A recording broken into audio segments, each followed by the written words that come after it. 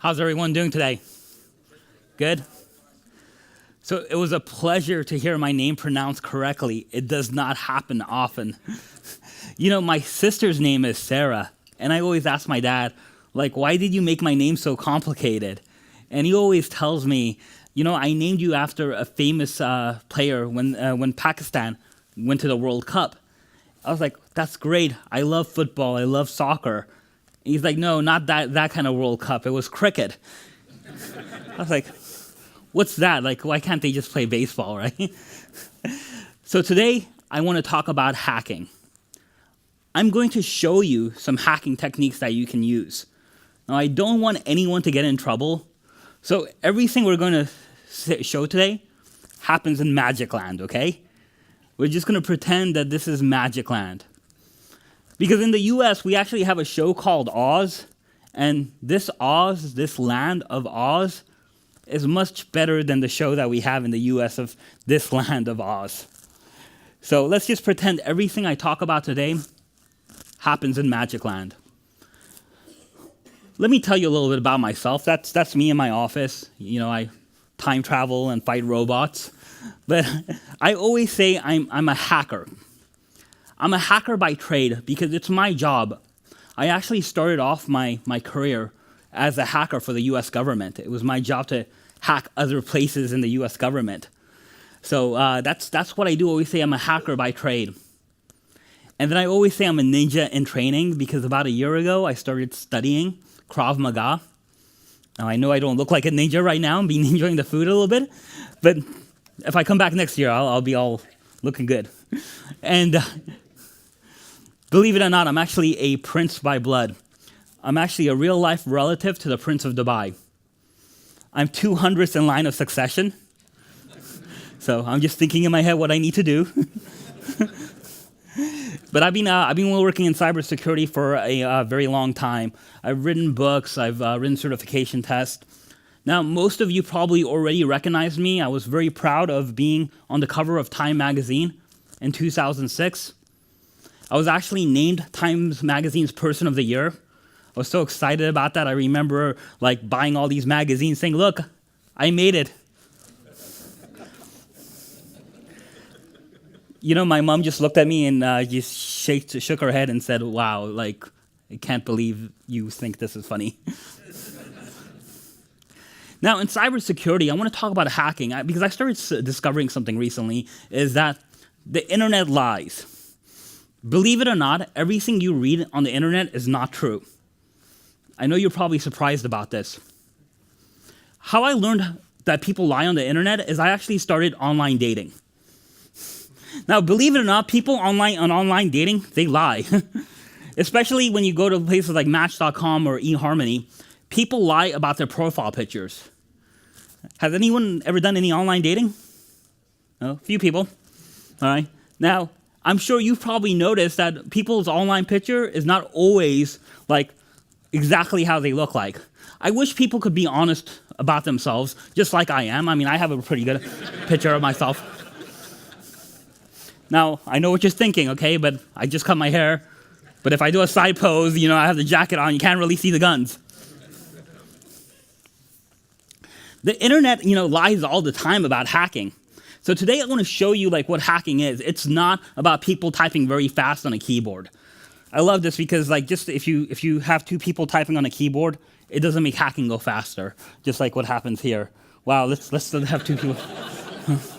So, very famous show in the US, and for some reason people always think if you have two people typing on the keyboard, I think this will actually slow you down hacking. But let me show you some of the things that people don't realize. This plug here, I actually found in a US government building. It looks like a regular plug. It works like a regular plug. But what it had a 3G modem inside, and it was behind a printer, and it allowed hackers to come in, bypass firewalls, bypass any security because it's not being monitored on the network. They turned on a wireless card, and they just started hacking a US government building.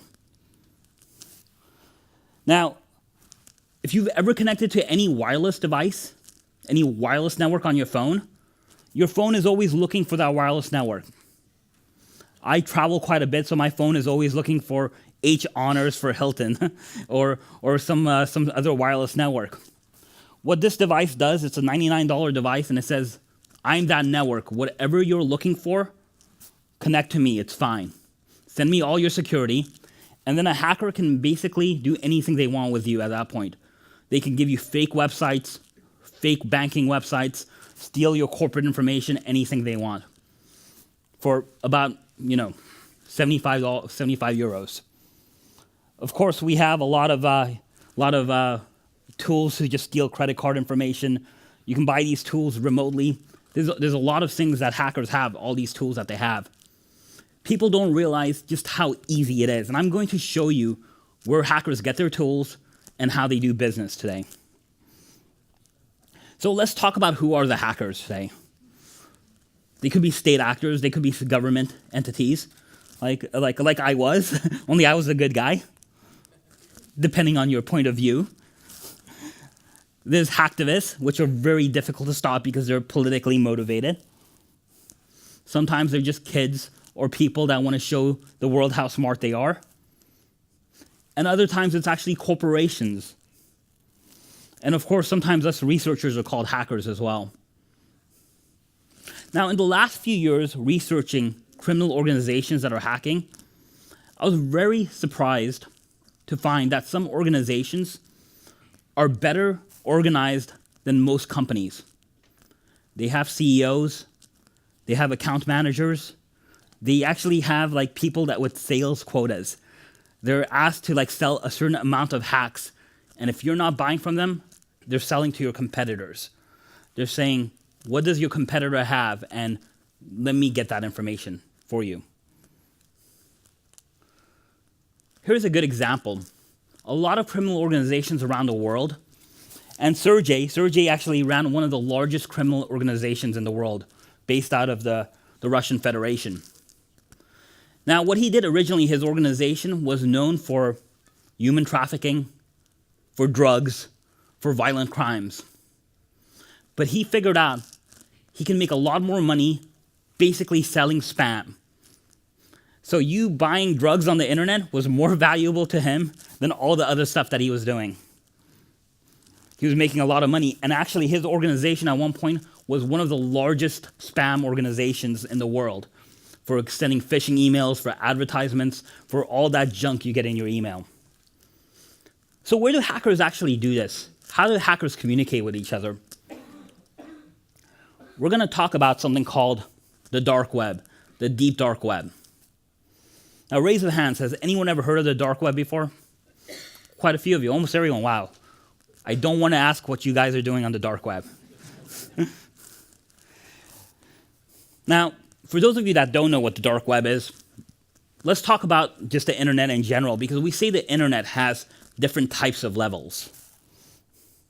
For example, what we call level 0 on the internet is normally everything that's available from Google.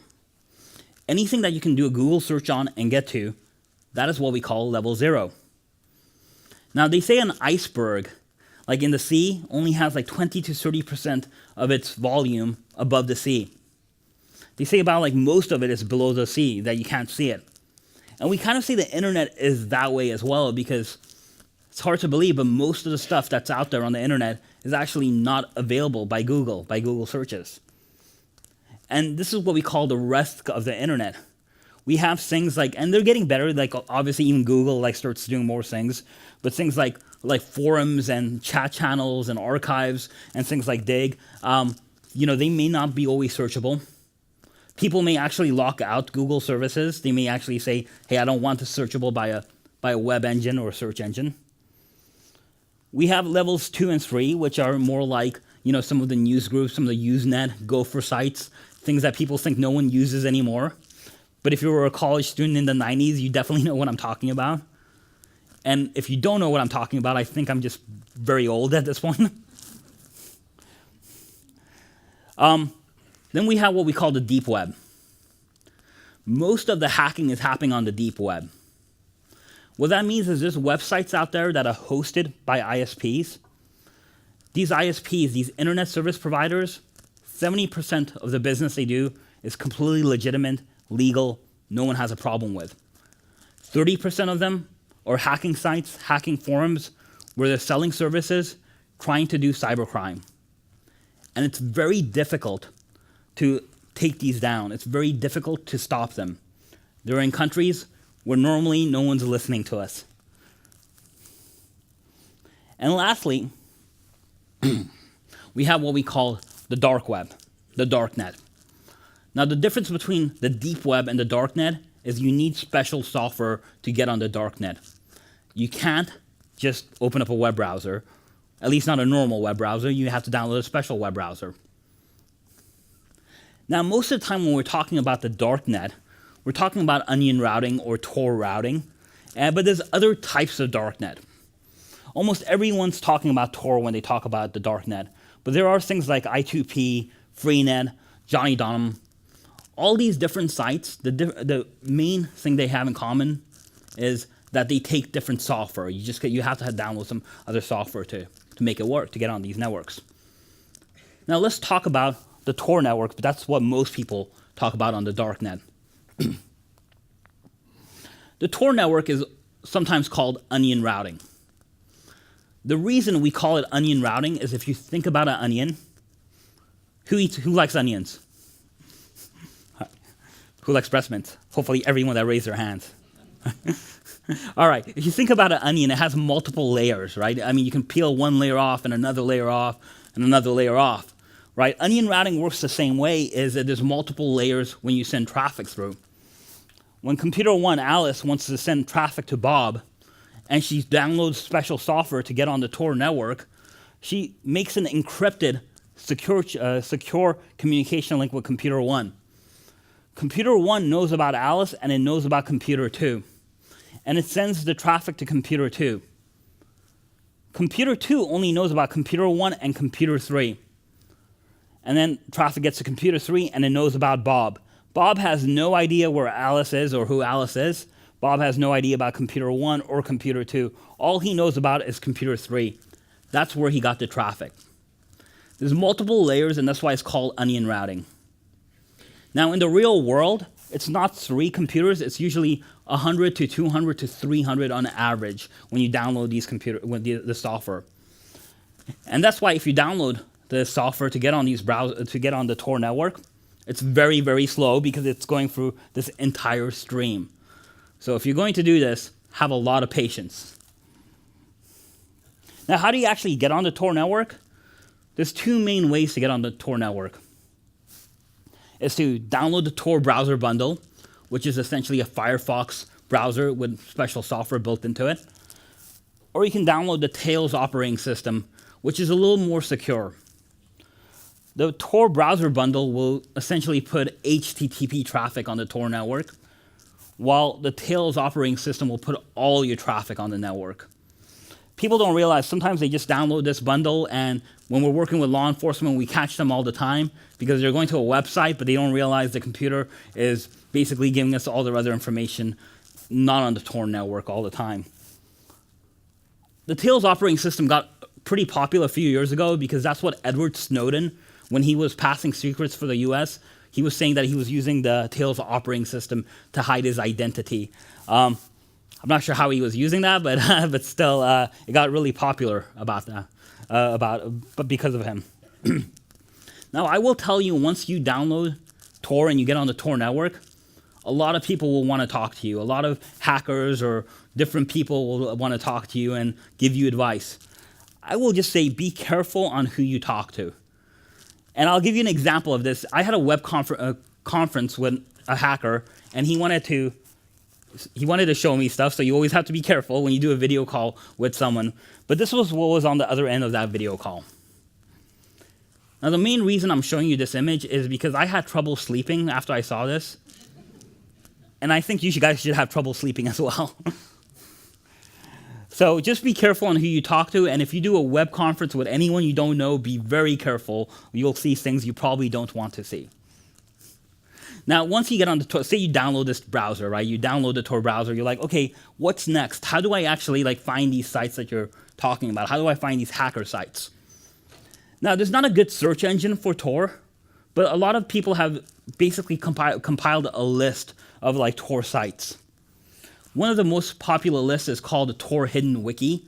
It's basically a list of all these hacker sites or sites on the Tor network. Now, how hard is the Tor Hidden Wiki to find? Actually, it's not too hard. If you Google it, it's the first link that comes up. So not too hard to find. And it has a whole bunch of things on it. Now, I will tell you, most of the things on the Hidden Wiki, it's like step one. A lot of times you have to go dig a lot further in. You have to spend time on these sites. You have to read the forums to find the real sites. On one of these forums, they were talking about a hacker network, and I was trying to find it. The only way I could find it is I actually had to look at the source code of the website, and it had a math problem inside it. You had to solve that math problem. You got an answer to another site, and then you were able to get into the real site. So sometimes they have a lot of tricks on that site. Now, there's all these different types of sites that are on the Tor Hidden Wiki, or even in the darknet in general. For example, one time hackers decided they want their own social network. They said it would be good to be social, right? Who uses Facebook? A few people. All right, you guys have all been hacked. All right, just go ahead and accept every friend request from me. Right, don't worry about it. You know, hackers actually decided they wanted their own social network. So what did they do? They decided to steal the code from Facebook at least a couple of years ago and came up with their own social network called Torbook. You should sign up for it, or maybe not. Now, there's other things on the darknet. This is this concept what we call ghost markets.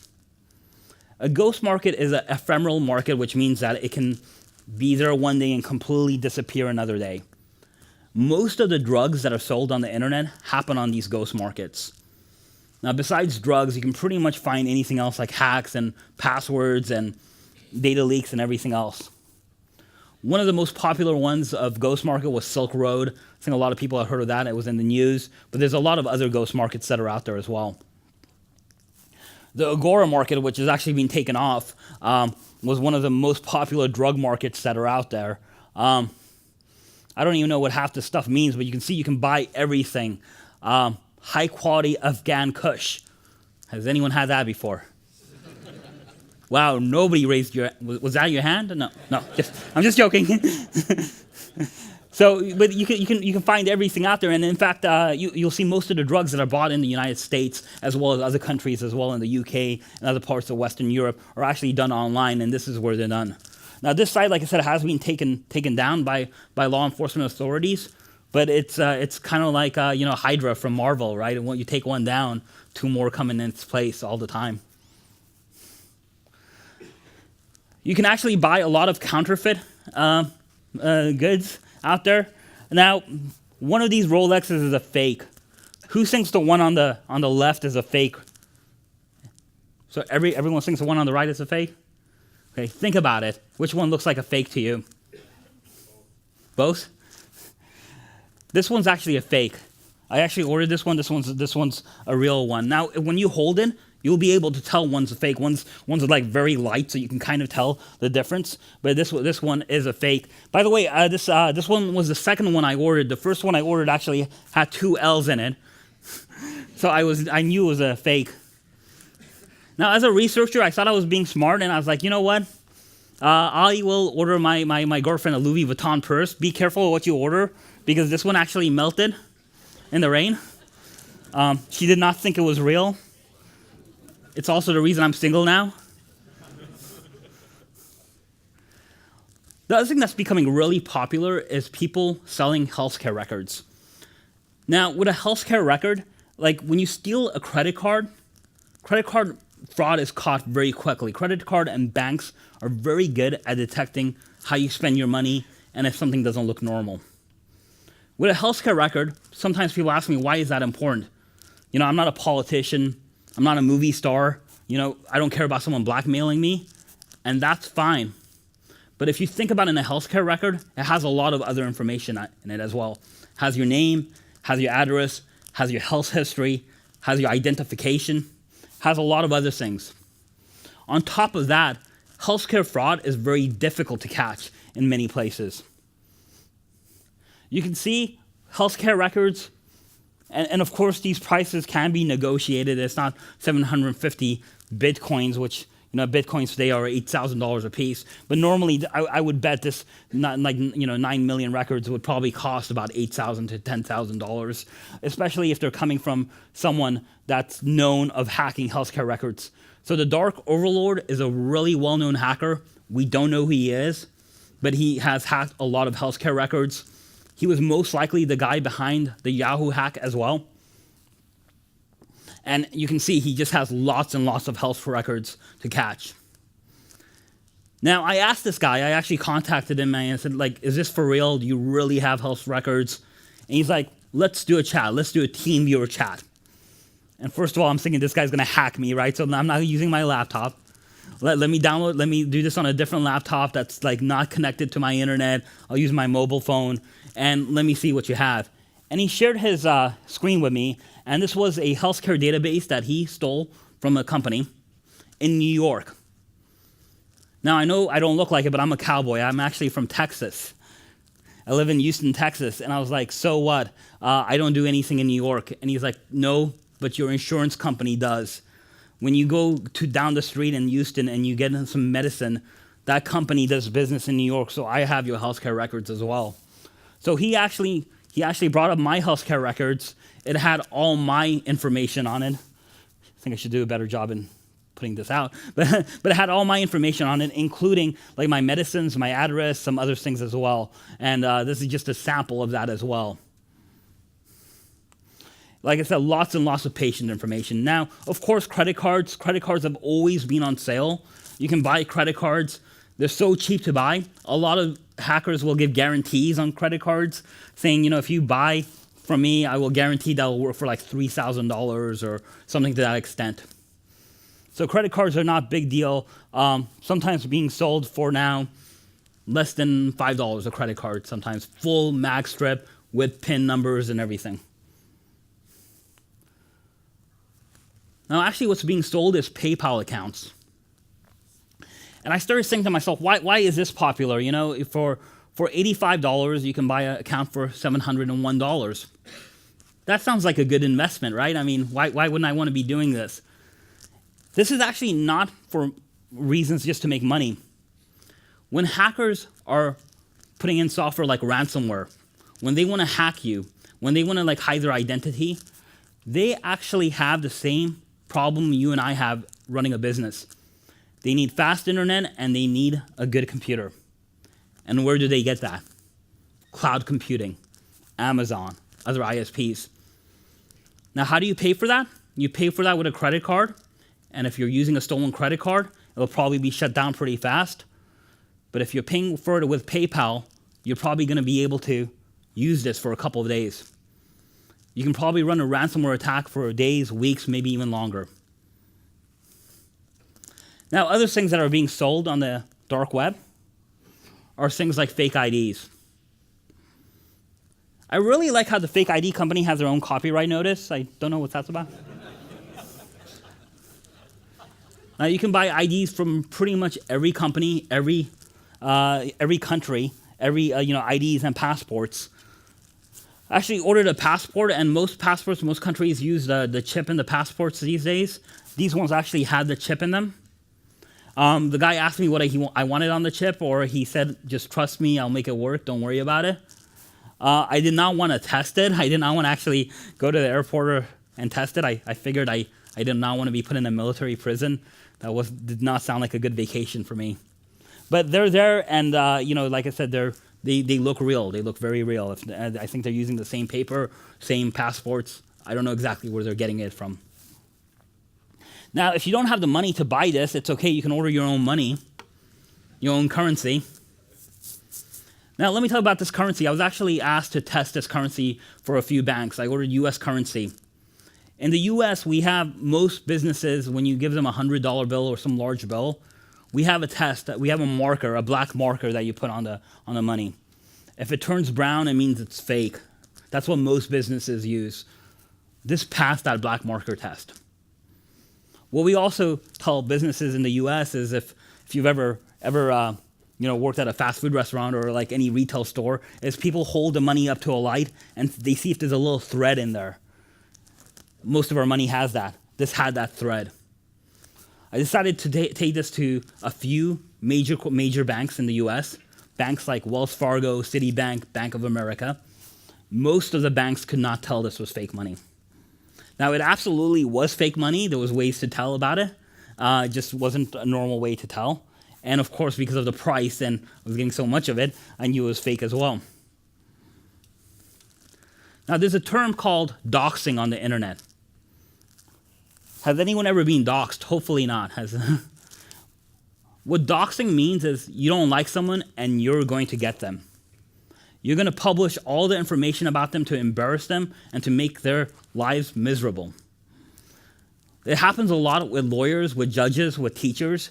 They're like, this is this person. They sometimes post embarrassing pictures or photographs. Now, I can tell you with the restraining order against me, this is Kim Kardashian's information. I was told not to contact her anymore after this. Needed to check if it was real or not. Told me please stop calling her. All right, but you can find pretty much information about everyone that is out there. You can find information about celebrities or anyone else. And if someone's not out there, you can basically do a request. You can say, I want to know about this person. And pretty much hackers of the world will unite and try and find out everything they can. And of course, you can hire your own hackers. You can hire your own hackers to teach you how to hack or how to hack anyone. Now, you ask how much it is to actually ruin someone's life. Well, it's about 500 euros. You can basically ruin someone's life for 500 euros. This guy will do it. In fact, there's a lot of services that will just sell you malware, that will sell you anything you want to bypass security on any type of organization. And here's an example of this. This is something that I recreated. But what I'm doing is I'm just taking Adobe Reader, and I'm basically excuse me, creating a backdoor program for this reader. I'm downloading Adobe Reader, and I'm going to go ahead and install malware on it. Now, I'm not showing you everything because basically I'm using an attack that I got from this hacker, but this attack essentially bypasses any type of security someone has. Now, I know this is a little difficult to see, especially if you're not, and it's going really fast, especially if you're not used to what's going on. But what I'm doing is I'm basically downloading a program I got from a hacker, and he's saying he can bypass any type of security, any antivirus, any type of passwords, and he'll log that all back to me. So on this box over here, what I'm doing is I'm actually going ahead and logging into Facebook. That's my Facebook ID, right? That's if you see that picture, that's me on Facebook. And it's actually stealing the Facebook ID and stealing cookies. So even if you have things like two-factor authentication, you're logging into a place that has a text message on there, and you think you're secure, it doesn't matter. This program is stealing all that information. It doesn't matter what you have, what kind of security, what type of firewall, if you're getting text messages, if you have to open up two-factor authentication, this steals it, and it lets you just replay that, so you can log on to their banks, you can log on to their Facebook, you can log on to anything they want. If you want to see this in a little slower and want me to do it live, just come to the booth afterwards, and I can go into a lot more detail on this. So besides hacking, I always ask, what else people ask me, what else can you find on the internet? And I always ask them, how much do you think a life is worth on the internet? Because on the internet, it's worth about $10,000. We have things like assassin networks that people like try and pay. We've actually caught a lot of people going through divorces, like going through trying to hire assassins. If you're getting a divorce, do not show your wife about this, I guess, or your husband or whoever, right? There's dangerous things. There's a lot of dangerous things on the internet. Now, I always have to ask, if this is real or fake, right? I mean, you see things like this. There are definitely scams out there. There are definitely people that are just going to try and take your money. You pay $10,000 to someone. What happens if they're fake? You're not going to go to police and tell them, hey, what happened? There's a lot of scams out there. I always tell people, if you found it in 5 minutes, it's probably fake. Right? You have to look a little deeper to see what's out there as well. Because there are a lot of law enforcement sting operations as well. I work a lot with law enforcement, and we run these all the time just to see if people are actually using them, trying to get to them. That happens all the time as well. And of course, there's just honeypots for researchers. We just want to see who's connecting, where they're connecting from, what kind of information they're giving. as well. So a lot of researchers will do this on their own time as well. But as I said, if you find it in 5 minutes, it's probably fake. So if you found it on the Tor hidden wiki on the first link, it's probably fake. You just have to look a little deeper. But those things are out there and they're real. Now, some of the things that when I started doing my research, I said, well, that's interesting, but what's the new stuff that's out there? What is the cutting edge attacks that people are going for? And I found this one hacker who basically told me that most organizations, Fortune 100 organizations, he's actually hacked because they had Alexa in their organizations somewhere. They had Amazon services or Google services just sitting on their network. And I was like, how did you do that? And I started learning about this thing called skill squatting. Has anyone heard of skill squatting? No. Well, what it is it's basically you publish a name in Alexa. Alexa has an app store, and you publish an app that sounds like something else. For example, say American Express is a popular app. And I say, well, wow, that's cool. I'm going to publish my own thing called Amex, right? Not American Express, my own application called Amex. Someone goes to Alexa and says, hey, Alexa, open up my Amex account. They were downloading my app, not American Express's app. Welcome to Amex. Your account has been hacked. I send them any message I want. Welcome to Amex. Your account has been hacked. Then I give them a link to download a program. That link is a fake link with my own program on it. And they're downloading my program and putting in their user information. And I have that captured now. Now, if you're a company and you already have Alexa skills, say like, Alexa, what's my human resources? What's my healthcare records? When's payday? Be like, please download this app. I have all your information out there. And you can see people on the internet are asking about this all the time. This is a hacker forum, and someone's asking like, hey, how do I develop my own code, my own AI, artificial intelligence code, to hack a voice? Other things that I'm seeing is drones. Now, I love playing with drones. They're like a lot of fun. I chase my little niece with it all the time. She's like 6 years old. She gets scared. I make her run a lot of times, just sitting around. She's not happy about that sometimes. But I love drones, and you can do a lot with drones. In fact, we actually found like one company that they were attacked by drones in their data center.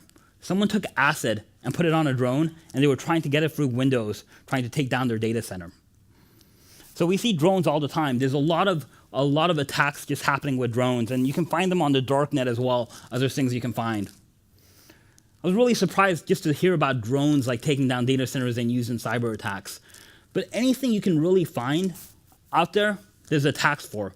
There's attacks on how to basically like make money off Uber by using fake GPS programs and signing up for Uber and making money sitting at home. There's guides for that. There's guides on how to make money with drones. There's guides on how to make money with Alexa and voice services. Anything you can think of, next generation, they're attacking. They're not just looking for your Microsoft programs. So what do we do now, right? How do we actually solve this problem? And like I said, we can talk about it upstairs, but essentially, it's about understanding what that problem is. That's one of the reasons I wanted to talk to you about all these different problems on cyber attacks, because we don't really think about, hey, how this can affect our lives. Cyber is everywhere today. It's in cars. It's like everywhere we use on our homes, our thermostats. My refrigerator is connected to the internet. Got an email message this morning saying that I was like out of Coke Zero. I love Coke Zero, and I was like, wow, that's interesting. It was scanning stuff in and scanning stuff out. I could tell someone probably like a family member probably like took my Coke Zero. I was like a little upset about that, but cyber is everywhere, and you can hack those refrigerators. Actually, one of the reasons I actually bought that was to see if I could hack it, and it's in cars. Like I said, it's everywhere. It's part of our lives. And the thing is, there's a famous quote by Donald Rumsfeld in the U.S., and he basically said, "We don't know what we don't know." If we're now looking for attacks like in all around our lives, we don't know how to protect these attacks. That's just one of the reasons I wanted to come out today to show you the different types of attacks that are out there that are more than just your typical attacks. All right, so I will end it here and see if anyone has any questions. We have about 5 minutes left. Okay, let's first give a big hand.